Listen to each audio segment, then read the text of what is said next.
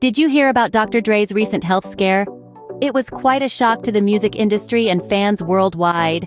In January of 2021, the legendary hip-hop producer and artist suffered a brain aneurysm.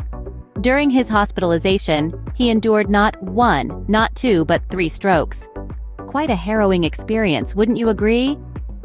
Dr. Dre's ordeal underlined the importance of recognizing risk factors such as high blood pressure, especially among Black Americans who face higher stroke risks. He didn't shy away from speaking about the unpredictability of health issues, expressing his gratitude for being alive. A sobering reminder of how fragile life can be. But from the ashes of adversity, Dr. Dre rose like a phoenix. After overcoming his health scare, he didn't just recover, he made a triumphant return to the spotlight.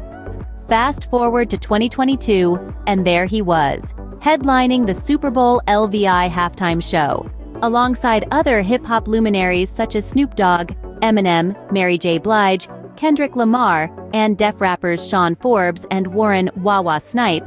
Dr. Dre delivered a performance that aimed to address diversity issues within the NFL, and though the performers weren't paid beyond the league's standard rate, they aimed to deliver a historic and unifying spectacle. So, to sum it all up, Dr. Dre faced a terrifying health scare, battled it head-on, and emerged stronger than ever.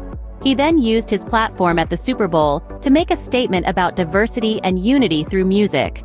From brain aneurysm to Super Bowl performance, Dr. Dre's journey is a testament to resilience, the power of music, and the importance of health awareness. It's a story of struggle, recovery, and triumph that serves as inspiration for us all. Thank you for watching Topics on Trend. Go ahead and check out another trending video on our channel here.